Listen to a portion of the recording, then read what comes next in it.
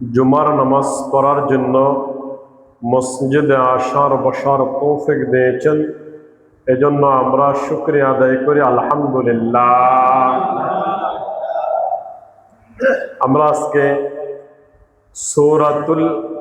সূরা আল ইমরান থেকে কথা শুনব।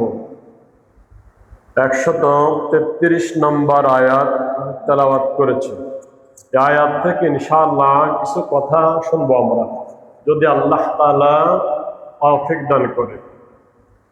দুনিয়ার প্রতিটি মানুষ প্রতিটি ক্ষেত্রে প্রত্যেক মানুষের চাহিদা প্রতিযোগিতা, কেউ বাড়ির প্রতিযোগিতা, কেউ গাড়ির প্রতিযোগিতা, কেউ জমির প্রতিযোগিতা, কেউ কারখানার প্রতিযোগিতা। এক এক মানুষ এক এক প্রতিযোগিতায় রয়েছে। কখন বিদেশ যাবে, কখন বিদেশ থেকে দেশে আসবে, প্রতিযোগিতা। মানুষ তার মাঝে ডুবান্ত অবস্থায় রয়েছে। কিন্তু আল্লাহ তাআলা কি বলেন, মানুষ কি করেন আর আল্লাহ তাআলা কি বলেন? মানুষ বলেন, মানুষ করে বিভিন্ন রঙের বেরঙের দুনিয়ার সরঞ্জাম, তার প্রতিযোগিতায় মানুষ লিপ্ত। কিন্তু আল্লাহ তাআলা বলেন, তোমরা প্রতিযোগিতা দাও, আল্লাহর জান্নাতের প্রতিযোগিতা দাও। কার আগে কে আল্লাহর জান্নাতে প্রবেশ করতে পারবে তার প্রতিযোগিতা দাও।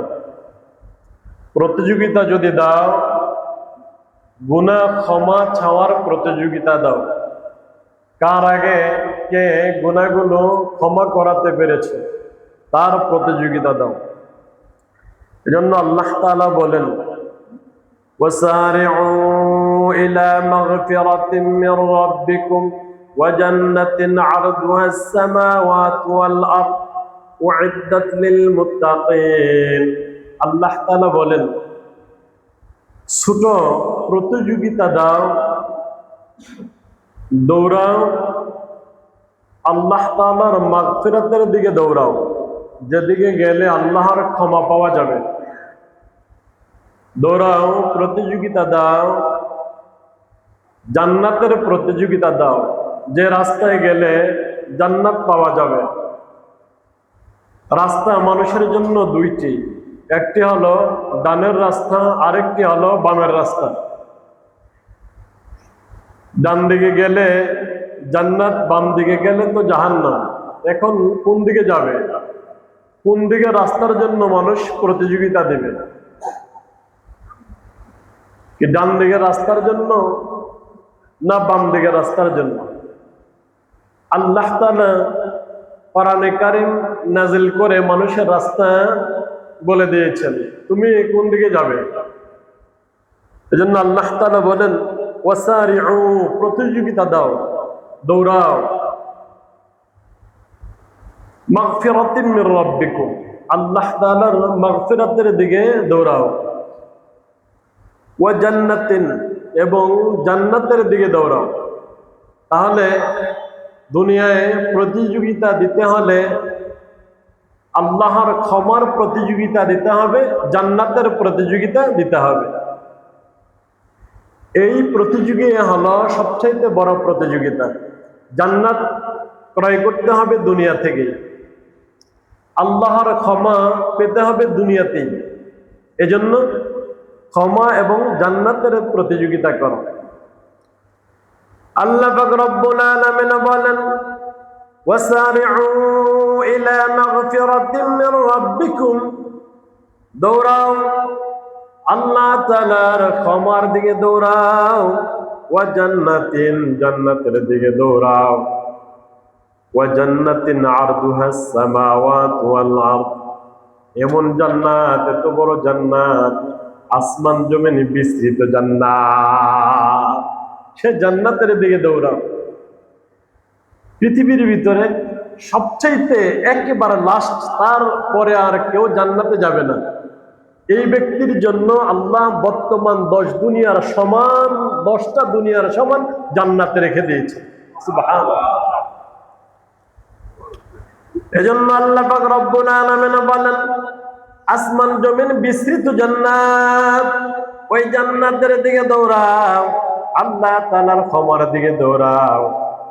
উইদ্দাত লিল মুত্তাকিন, ক্ষমা এবং জান্নাত, ক্ষমা এবং জান্নাত এগুলো মুত্তাকিনদের জন্য আল্লাহ নির্ধারিত করে রেখেছেন। জান্নাত পাবে যারা মুত্তাকি, ক্ষমা পাবে যারা মুত্তাকি, তারা ক্ষমা পাবে, জান্নাত তারা পাবে যারা মুত্তাকি। এগুলো আল্লাহ তাআলা নির্ধারিত করে রেখেছেন মুত্তাকিনদের জন্য। আল্লাহ তাআলা কোরআনে কারীম নাজিল করেছেন এবং কোরআনে কারীমের ভঙ্গিমা এত সুন্দর, যখন কোনো মুনাফিকের কথা এনেছেন তখন এক এক করে মুনাফিকের কয়টি খাসলত থাকলে মুনাফিক হয়, যখন মুমিনের কথা এনেছেন কয়টি খাসলত থাকলে মুমিন হয়, কয়টি গুণাগুণ অর্জন করলে মানুষ মুমিন হয়। ঠিক এই জায়গাতেও আল্লাহ তাআলা যখন মুত্তাকি বলেছেন, তারপরে বর্ণনা করেছেন কয়টি গুণাগুণ থাকলে মানুষ মুত্তাকি হয়, এক এক করে বর্ণনা করেছেন। এরকম এই জায়গায় বর্ণনা করেছেন 5টি গুণ থাকলে মানুষ মুত্তাকি হয়। কয়টি গুণ থাকলে? 5টি গুণ। তার মানে তাকওয়াবান ওয়ালা মানুষের কয়টি গুণ? 5টি গুণ। আমরা এক এক করে ইনশাআল্লাহ 5টি গুণ জানবো। তাহলে তাকওয়াওয়ালা মানুষের জন্য 5টি গুণ, 5টি গুণ থাকলে মানুষ তাকওয়া অর্জন করতে পারে। আল্লাহ তাআলা তারপরের আয়াতে এক এক করে 5টি গুণ বর্ণনা করেছেন। আল্লাহ পাক রব্বুল আলামিন বলেন, মুত্তাকিনদের 1 নাম্বার গুণ, আল্লাযীনা ইউনফিকুনা ফিস সাররাই ওয়াদ দাররাই ওয়াল কাযিমিনাল গায়যা ওয়াল আফিনা আনিন নাস ওয়াল্লাহু ইউহিব্বুল মুহসিনিন। আল্লাহ তাআলা বলেন তাকওয়াবান এর 1 নম্বর গুণ হলো সচ্ছলতায় অসচ্ছলতায় দুনো অবস্থায় দান করা। পয়সা বেশি আছে তো বেশি করে দান করবে, পয়সা কম তো কম করে দান করবে, কিন্তু দানের হাত গুটিয়ে নিবে না, সবসময় দান করবে। আপনি কোটি টাকার মালিক, আপনি লক্ষ টাকা দান করেন, আপনি শুধু 100 টাকার মালিক, ওখান থেকে আপনি 1 টাকা দান করেন, কিন্তু দানের হাত গুছাতে নেই। দান করলে দেয় কে? সম্পদ দিয়েছে কে? আল্লাহর সম্পদ, আল্লাহর দেওয়া সম্পদ আল্লাহর রাহে খরচ করবেন। তাহলে 1 নম্বর গুণ হলো ভালো এবং মন্দ দুনো অবস্থায় কি করা? দান করা। বেশি কম দুনো অবস্থায় দান করা। দানের হাত কোনো সময় গুটিয়ে নিতে নেই। আপনি কম টাকার মালিক, কম করে দান করেন, বেশি টাকার মালিক আপনি বেশি করে দান করেন। তাহলে মুত্তাকিনদের প্রথম গুণ হলো সচ্ছলতা অসচ্ছলতা দুনো অবস্থায় কি করা? দান করা। দানের হাত গুটিয়ে নিতে নেই। আল্লাযীনা ইউনফিকুনা ফিস সাররাই ওয়াদ দাররা, আল্লাহ পাক রব্বুল আলামিন বলেন, দুনিয়ার মানুষ তোমরা সচ্ছলতা অসচ্ছলতা দুনো অবস্থায় দান করবা। আল্লাহ তাআলা বলেন, মাসালুল লাযীনা ইউনফিকুনা আমওয়ালাহুম ফি সাবিলিল্লাহি কামাসালি আনবাতাত সাবআ সানাবিলা ফি কুল্লি সুমবুলাতিন মিয়াতু হাব্বা ওয়াল্লাহু ইউদাঈফু লিমান ইয়াশা ওয়াল্লাহু ওয়াসিউন আলীম। তোমরা তোমাদের দানগুলো শস্য দানার মতো, যেমন একটি বিচি মাটির নিচে পুঁতে রাখলে পরে, ধানের বিচি হোক গমের বিচি হোক মাটির নিচে পুঁতলে পরে একটা বিচির মাধ্যমে 7টি সারা জন্মায়। প্রত্যেকটি সারার মধ্যে 100 করে দানা হয়, 100 করে বিচি হয়। যদি 7টা সারা জন্মায়, তার থেকে 7শত বিচি হয়। আল্লাহ পাক রব্বুল আলামিন বলেন, তোমরা যে দুনিয়াতে থেকে আল্লাহর রাহে কিছু খরচ করো, প্রতিটি টাকা আমি লেলে পেলে পুষে এইভাবে বড় করি, যা দেখে তুমি আশ্চর্য হয়ে যাও। টাকা দিয়েছি 1 টাকা, কিন্তু 7,000 টাকার সওয়াব, 7 লক্ষ টাকার সওয়াব, সওয়াবের পাহাড়। বান্দারা বলবে, এত টাকা তো আমি দান করি নাই, আমি তো দান করেছি অল্প। তার কারণ হলো আল্লাহ তাআলা এগুলা ফেলে ফুসে বড় করেন, বড় করে। যেমন বকরির পাল, বকরি, একটা বকরি থেকে আরেকটা বকরি হয়েছে, এটা থেকে আরো 2টা হয়েছে, ওটা থেকে আরো 2টা, হতে হতে কয়েক বছরের ভিতরে বিশাল বড় বকরির পাল হয়ে যায়। আমিও তোমাদের দানগুলো যেগুলো আল্লাহর রাহে তোমরা খরচ করো, এগুলো আমি পেলে পুষে বড় করি। আল্লাহ পাক রব্বুল আলামিন এইভাবে দানগুলো পেলে পুষে বড় করে। এজন্য দানের হাত কোনো সময় খালি হাতে নেই, গুটিয়ে নিতে নেই। যখন তুমি সচ্ছলতা, তখন বেশি করে দান করো। তোমার নিকট অর্থ কম, তুমি কম করে দান করো। দানের কাছ থেকে তোমার হাত গুটিয়ে নিও না, সবসময় দান করবে। হযরত বেলাল রাদিয়াল্লাহু তাআলা আনহু ইথিওপিয়া ছিলেন বাড়ি, উনি মক্কায় চলে আসলেন। আল্লাহর নবীর সাহাবতে উনি হাতে হাত দিয়ে উনি কালিমা পড়ে ঈমানদার হয়ে গেলেন। উনি ছিলেন কালো, উনি কালো হওয়ার কারণেও, গোলাম হওয়ার কারণেও আল্লাহ পাক রব্বুল আলামিন জান্নাতের সৌন্দর্যের মেহমান বানান। নবী বলেছেন, হে বেলাল, সাবধান, তুমি দানের হাত কোনো সময় গুটিয়ে নিও না, সব সময় দান করবা। সবচাইতে গরিব সাহাবী ছিল একমাত্র বেলাল। উনি এত গরিব ছিল, পরনে শুধু একটি কাপড়, তাছাড়া গা দেওয়ার মতো কোনো কাপড় ছিল না, পরনের শুধু কাপড় ছিল। তারপরও নবী বলেছেন, বেলাল তুমি দান করবা, দানের হাত কোনো সময় গুটিয়ে নিবে না। এবার বেশি করে করো আর কম করে করো, সব সময় দান করবা।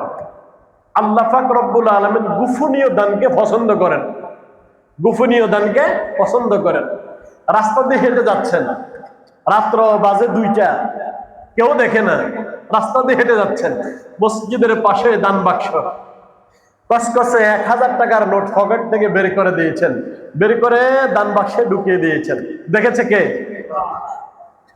আল্লাহ তাআলা চান এই দানটাই কবুল করেন, এই দানটাই পছন্দ করেন আল্লাহ।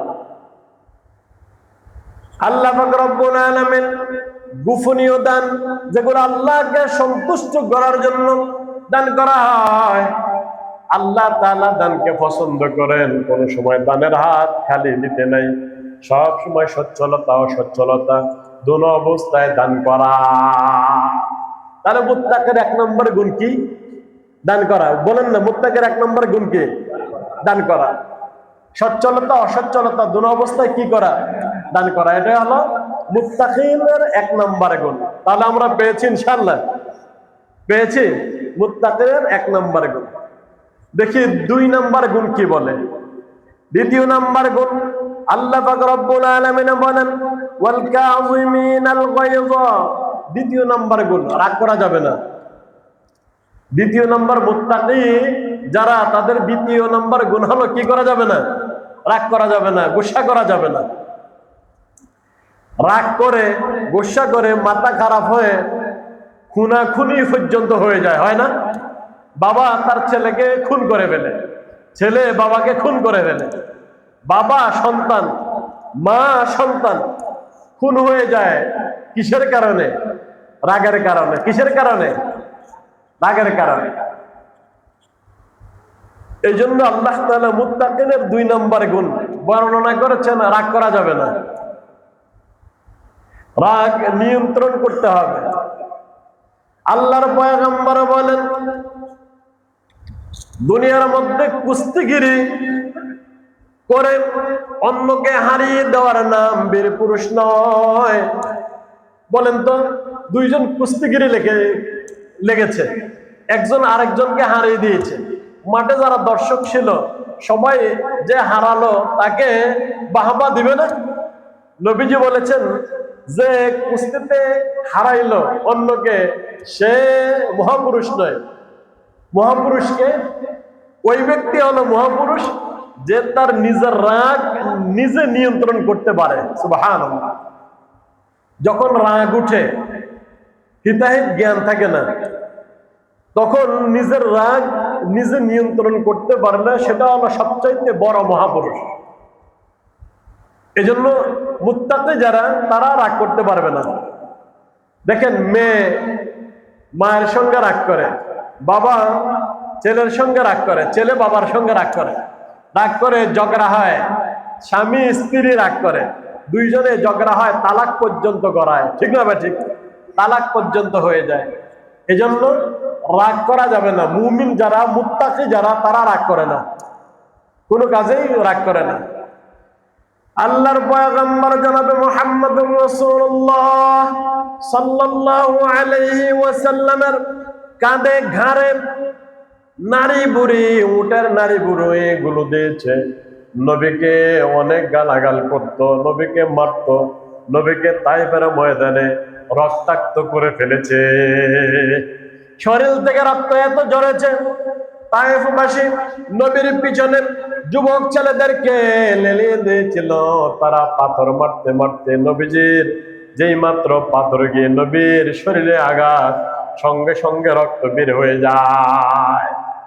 রক্ত বের হতে হতে, রক্ত গড়িয়ে পড়তে পড়তে সেই রক্ত গিয়ে জুতাতে লেগেছে, জুতা পায়ের সঙ্গে লেগে গিয়েছে। নবীজি এত কষ্ট পেয়েছে, এত কষ্ট নবীজিকে দিয়েছে, তারপরেও নবী রাগ করে নাই।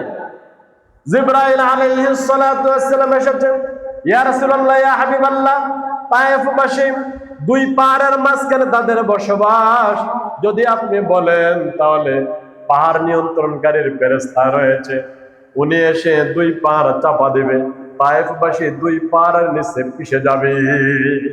নবী বলেছেন না, যদি এদেরকে পিষা হয়, এদেরকে যদি মারা হয়, ধ্বংস করা হয়, তো আমি ইসলাম কার কাছে প্রচার করব? কালিমা কে নিবে? নবী রাগ করে নাই। আল্লাহর পয়গম্বর নিজের উপর কোনো আক্রমণ হলে রাখতেন না, কিন্তু যখন শরীয়তের উপর, দ্বীন ইসলামের উপর, এইভাবে কোরআনের উপর কোনো আঘাত করতেন, কেউ কোনো কুটি কথা বলতেন, আল্লাহর পয়গম্বর সাথে সাথে চক্ষুগুলো রাঙ্গা হয়ে যেত, বসা থেকে নবীজি দাঁড়িয়ে যেতেন। শরীয়তের উপরে কোনো আঘাত পড়বে এটা কেউ চায় না, এটা নবী মেনে নিতে পারতেন না।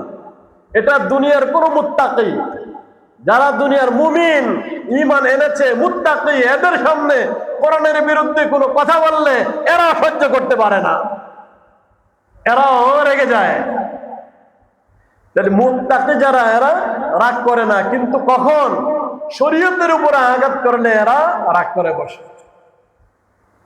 এজন্য রাগে একসময় হার্ট স্ট্রোক করে, রাগে একসময় এমন হয় যে মৃত্যু পর্যন্ত গড়ায়, মরণ পর্যন্ত গড়িয়ে যায়, শুধু একমাত্র রাগের কারণে। কথা অন্য বলবে, কিন্তু মুত্তাকি যারা, তারা রাগ করে না। বলেন, 2 নম্বর সিফত কি হলো? মুত্তাকি যারা, তারা কি করে না? রাগ করে না, রাগ করতে পারে না। মুত্তাকিরা রাগ করতে পারে না। এজন্য তো প্রথম নম্বরে হলে তাকওয়াবান তারা, যারা দান করে, সচ্ছলতা অসচ্ছলতা অবস্থায় দান করে। তারপর দ্বিতীয় নম্বর গুণ হলো মুত্তাকি, দ্বিতীয় নম্বর গুণ হলো রাগ করে না, কোনো কটু কথায় এরা রাগ করে না, কৌশলে এরা কাজ সেরে নেয়। কৌশল, রাগ করে না, কৌশলে কাজ সেরে নেয়। নসিহতের মাধ্যমে, কৌশলের মাধ্যমে এরা এদের কাজ আদায় করে নেয়। মুত্তাকিনদের 3 নম্বর গুণ বর্ণনা করেছেন। এখানে অনেক কথা আছে, ওই যে সময় কম, এজন্য টেনে চলে যাই। তো 3 নাম্বার গুণ যারা মুত্তাকি তাদের জন্য 3 নাম্বার গুণ কি? আল্লাহ তাআলা বলেন ওয়াল আফিনা আনিন নাস। 3 নাম্বার গুণ হলো যারা মুত্তাকি এরা সবাইকে মাফ করে দেয়।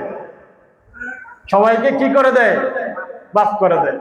10 বছর আগে আমাকে কি বলেছিল ওটা মনে আছে, মনে গেঁথে রেখেছে। 20 বছর পরে হলেও তোমার সঙ্গে দেখা হবে, মাফ করে না। তার মানে যে এই কথা ভিতরে পুষে রেখেছে ওরই ক্ষতি হয়, ওরই ক্ষতি হয়। আস্তে আস্তে এই ব্যথা পুষে রাখতে রাখতে একসময় ক্যান্সার হয়ে যায়। আল্লাহর পয়গম্বর হযরত মুহাম্মদুর রাসূলুল্লাহ সাল্লাল্লাহু আলাইহি ওয়াসাল্লাম সাহাবাদের কিনে বসা। এমত অবস্থায় নবী বললেন, ও আমার সাহাবারা, তোমরা কি কোন জান্নাতি মানুষ দেখবা? এই মুহূর্তে আমাদের মাঝে একজন জান্নাতি মানুষ আসবে। সাহাবারা লক্ষ্য করলেন একজন আনসারী সাহাবী এসে বসেছেন। তারপরে আবার আর এক মজলিসের মধ্যে নবীজি বললেন, ও আমার সাহাবারা, তোমরা কি কোন জান্নাতি মানুষ দেখবা? সাহাবারা তারপরেও দেখলেন আগে যেই লোকটির কথা বলেছিল ওই লোকটি এখন আবার এসে বসেছে। আবার আরেক মজলিসের মধ্যে নবী বললেন, ও আমার সাহাবারা, তোমরা কোন জান্নাতি মানুষ দেখবা? জান্নাতি মানুষ দেখবা? সাহাবারা অপেক্ষায়, আমরা জান্নাতি মানুষ দেখব। ওই মজলিসের মধ্যে ওই আনসারী সাহাবী এসে উপস্থিত। আবার একই ঘটনা, 3টি মজলিসের মধ্যে একই সাহাবী, আনসারী সাহাবী এসে বসেছে। আব্দুল্লাহ আল্লাহর পয়গম্বরের একজন জলিলে কদর সাহাবী, ওনার ভিতরে চলে গেল। এমন কি আমল করে এই আনসারী সাহাবী, এমন কি আমল করে যে আমলের কারণে নবী 3টি মজলিসের মধ্যে জান্নাতি জান্নাতি জান্নাতি বলেছে? এমন কি আমল করে? তার আমলগুলো দেখতে হবে। যে দুনিয়াতে থেকেই নবীজি সার্টিফিকেট দিয়েছে, সহজ কথা, নবী সার্টিফিকেট দিয়েছে লোকটি জান্নাতি। বলেন, নবী যদি কোনো কথা বলে এটা শরীয়ত হয়ে যায়। কি হয়ে যায়? শরীয়ত হয়ে যায়। আল্লাহর নবী বললেন লোকটি জান্নাতি। নবী যখন বলেছেন কি আমল করে দেখার প্রয়োজন, হযরত আব্দুল্লাহ ওনার সঙ্গে চলে গেলেন, গিয়ে বললেন, ভাই আমি তোমার বাড়ির মেহমান হতে চাই। আমি 3 দিন তোমার বাড়ির মেহমান হব, বাড়িতে থাকার জায়গা নাই।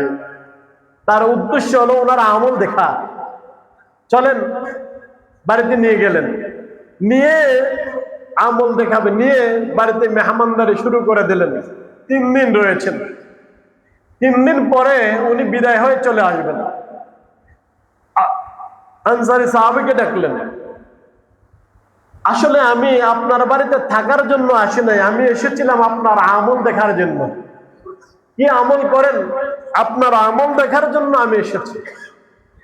কারণ আল্লাহর পয়গম্বর 3টি মজলিসের মধ্যে আপনাকে জান্নাতি জান্নাতি বলেছেন।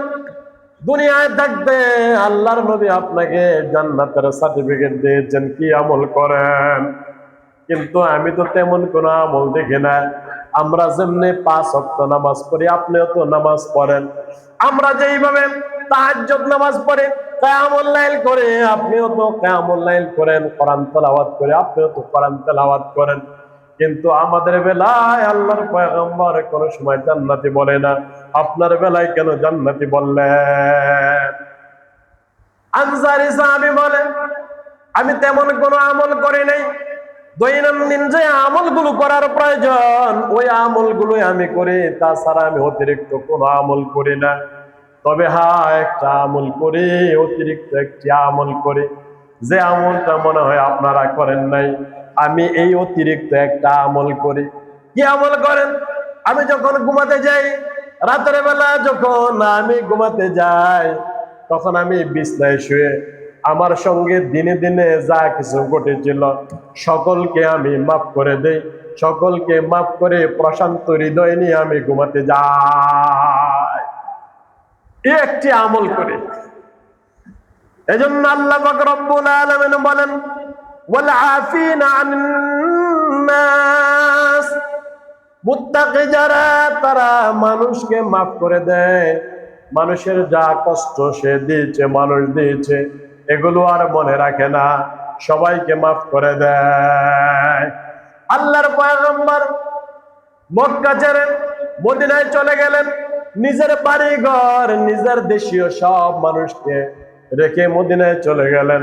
অর্থাৎ মদিনায় চলে যেতে বাধ্য হয়, কাফেরদের জ্বালা যন্ত্রণায় আর মক্কায় থাকা যায় না। একটি নয়, দুইটি নয়, 10টি বছর পর্যন্ত নবীজি মদিনায় চলে যায়, মদিনায় রয়ে যায়। এদিকে কত সাহাবা চলে গেল, আবার তাদের সম্পদ কাফেররা লুণ্ঠন করে নিয়ে যায়। নবী আর দেশে আসতে পারে নাই। আল্লাহর পয়গম্বর 1.25 লক্ষ সাহাবা নিয়া, নবীজি 1.25 লক্ষ সাহাবা নিয়া মক্কার দিকে রওনা হয়ে যায়। আজকে ফাতে মক্কা হবে, মক্কা আমরা বিজয় করবই করব। নবীজি যখন মক্কার দিকে রওনা হয়, মক্কার কাফেররা ভয়ে সবাই বাড়ি ঘর ছেড়ে দূর দূরান্তে পারে চলে যায়, বিভিন্ন জায়গায় চলে যায়, নিজের ঘরের দরজা বন্ধ করে ঘরে ঢুকে যায়। না জানি 10 বছর পর্যন্ত কি কষ্ট না আমরা দিয়েছিলাম, আমাদের উপর না কি হবে। আল্লাহর নবী যেই মাত্র মক্কায় পাড়া দিলেন, মসজিদে হারামের নিকটে এসে নবীজি প্রথম ঘোষণা করে দিলেন, হে মক্কাবাসী, যাও, এতদিন আমাকে কষ্ট দিয়েছো, যাও, আমি সব মাফ করে দিলাম। মুত্তাকিনদের সিফাত হলো নবীদের সিফাত, নবীরা মাফ করেছে, এজন্য মুত্তাকিরা মাফ করে। তাহলে 3 নম্বর গুণ হলো কাকে মাফ করে দেওয়া?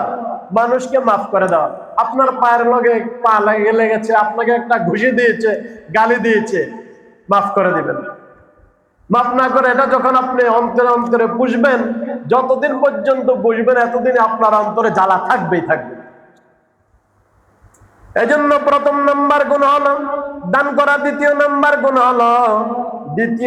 গুণ হলো রাগ না করা, তৃতীয় নাম্বার মানুষকে মাফ করে দেওয়া। এই 3টি কাজ যারা করবে, আল্লাহ তাআলা বলেন ওয়াল্লাহু ইউহিব্বুল মুহসিনিন, আল্লাহ তাআলা যারা ইহসান করে তাদেরকে মহব্বত করে। 3টা ইহসান নয়। দেখেন, দান করা, পাশের প্রতিবেশীকে দেওয়া, এটা কি ইহসান নয়? মাফ করে দেওয়া ইহসান নয়? রাগ না করা, মানুষের প্রতি রাগ না করা ইহসান নয়? আর 2টি রয়েছে, 2টি অন্য আয়াতের মধ্যে। আল্লাহ পাক রব্বুল আলামিন বলেন ওয়াল্লাযীনা ইযা ফাআলু ফাহিশাতান আও যালামু আনফুসাহুম যাকারাল্লাহ ফাস্তাগফিরু লিযুনুবিহিম ওয়া মান ইয়াগফিরুয যুনুবা ইল্লাল্লাহ। 4 নম্বর এবং 5 নম্বর,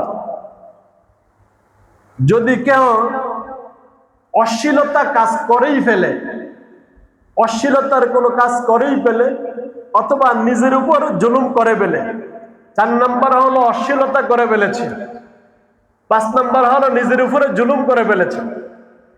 নামাজ না পড়লে আল্লাহর কোনো ক্ষতি হবে? বুঝেন না? ক্ষতি হবে আল্লাহর? তো কার উপরে ক্ষতি? কার হলো?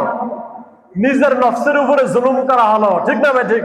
নিজের নফসকে জাহান্নামে দিলে নিজের নফসের ক্ষতি হলো না? তো কোনো মানুষ যদি অশ্লীলতা কাজ করে ফেলেছে বা নিজের উপরে ক্ষতি করেই ফেলেছে, আপনি মোবাইলে শুয়ে আছেন, মোবাইলে অশ্লীলতার ভিডিও দেখে ফেলেছেন, বা নিজের নফসের উপরে আপনি জুলুম করেই ফেলেছেন, এই 2টি জিনিস যখন করবেন, করার পরে ওয়াজাকারাল্লাহ, যারা মুত্তাকি তারা স্মরণ করে কাকে? স্মরণ করে আল্লাহ, আল্লাহকে স্মরণ করে। ফাস্তাগফিরু লিযুনুবিহিম, সাথে সাথে আল্লাহর নিকট তওবা করে ক্ষমা চায়, আয় আল্লাহ, এই অন্যায় করে ফেলেছি, অপরাধ করে ফেলেছি, আমাকে ক্ষমা করে দেন। গভীর রাত্রিতে চোখের পানি ছেড়ে দিয়ে আল্লাহকে যদি বলে হে মাবুদ আমি গুনাহগার, আমার মতো পাপী আপনার কোনো বান্দা নাই, আমাকে ছাড়া আপনার অনেক বান্দা আছে, কিন্তু আপনাকে ছাড়া আমার দ্বিতীয় কোনো রব নাই, আল্লাহ মাফ করবে না? যদি নফসের উপরে কোনো জুলুম করেই ফেলে অথবা কোন অশ্লীলতার কাজ করে পেলে সঙ্গে সঙ্গে স্মরণ করবে আল্লাহকে, আর আল্লাহর নিকট ক্ষমা চেয়ে নেবে। কে আছে আল্লাহ ছাড়া গুনাহ ক্ষমা করা? ক্ষমা করতে পারে কে? ক্ষমা করবেও আল্লাহ, ক্ষমা করতে পারে না আল্লাহ। এই জন্য ক্ষমা চেয়ে নেওয়া। আল্লাহর এক নাম রহমান, আর এক নাম রাহিম। আপনি যা করেছেন করেছেন তো। আল্লাহর এক নাম রহমান, এক নাম রাহিম, গফফার, সাত্তার, করিম, রাহিম, জব্বার। আল্লাহর এক নাম গফফার, গফফার মানে ক্ষমা করেনেওয়ালা। তো আপনি গুনাহ করেছেন, তো আল্লাহ তো বসে আছে, আল্লাহর কাছে চান গুনাহ ক্ষমা করে দিবেন আল্লাহ। আল্লাহ তো বসে আছে। আল্লাহ পাক রব্বুল আলামিন বলেন ওয়া মান ইয়াগফিরুয যুনুবা ইল্লাল্লাহ, কে আছেন গুনাহ ক্ষমা করার একমাত্র আল্লাহকে ছাড়া। ওয়ালাম ইউসিরু আলা মা ফাআলু ওয়া হুম ইয়ালামুন, যারা মুত্তাকি তাকওয়াবাদ গুনাহ করে এটার উপরে জিদ করে বসে থাকে না, গুনাহ করেছে সঙ্গে সঙ্গে তাওবা করেছে আল্লাহর দরবারে, আল্লাহর নিকট ক্ষমা চায়। সাঈদ ইবনে আব্দুর রহমান সালাবাতুল আনসারী, নবীর দুইজন সাহাবা মক্কা থেকে যখন মদিনায় হিজরত করে যান, নবীজি গিয়েছেন, সঙ্গে সঙ্গে কিছু সাহাবাও গিয়েছেন হিজরত করে। তো সাহাবা হিজরত করে গিয়েছেন, মদিনায় তো আগে জায়গা ক্রয় করে রাখে না, ঠিক না ভাই? ঠিক, ক্রয় করে রাখে না। তো নবীজিও যখন মদিনায় চলে গেলেন, নবীজির সঙ্গে যে সমস্ত সাহাবারা গেলেন, তো মক্কা থেকে যখন গেলেন, মদিনার আনসারী সাহাবা যারা মদিনায় ছিল, মদিনাবাসী, এরা এই মুহাজির যারা হিজরত করে গিয়েছে এদেরকে স্বাগতম জানিয়েছে। নবীজি একজন মক্কা থেকে গিয়েছে, আরেকজন মদিনায় ছিল, দুইজন সাহাবা, একজন বাড়ি মক্কা আর একজনের বাড়ি মদিনা। মক্কা ওয়ালা ওনার নাম হলো মুহাজির, মদিনায় ওয়ালা ওনার নাম হলো আনসার। নবীজি দুইজনকে ভাই ভাই বানিয়ে দিয়েছেন, একজন মক্কার একজন মদিনার। তো ভাই ভাই বানিয়ে দেওয়ার কারণে মদিনাওয়ালা ভাই তার বাবার সম্পত্তি যদি এক কানি, আধা কানি দিয়েছে মক্কার ভাইকে, আর আধা কানি নিজের কাছে রেখে দিয়েছে। স্ত্রী যদি দুইটা থাকে, একটা দিয়েছে তালাক দিয়ে দিয়েছে, তালাক দিয়ে বিয়ে পড়িয়ে দিয়েছে মক্কার ভাইয়ের কাছে, আরেকটা নিজে রেখে দিয়েছে। আমাদের দেশে দুই বিয়ে করা এটা দূষণীয় ব্যাপার, কিন্তু আরবের মানুষ দুই বিয়ে করা এটা দূষণীয় ব্যাপার নয়, এদের কাছে এটা সাহসের ব্যাপার। আমাদের দেশে যদি দুই বিয়ে করে তাহলে ঘরে আর জায়গা নেই, আলাদা বাসা লেগে থাকতে হয়। ও আখিরে দাওয়ানা আলহামদুলিল্লাহি রাব্বিল আলামিন। সময় শেষ।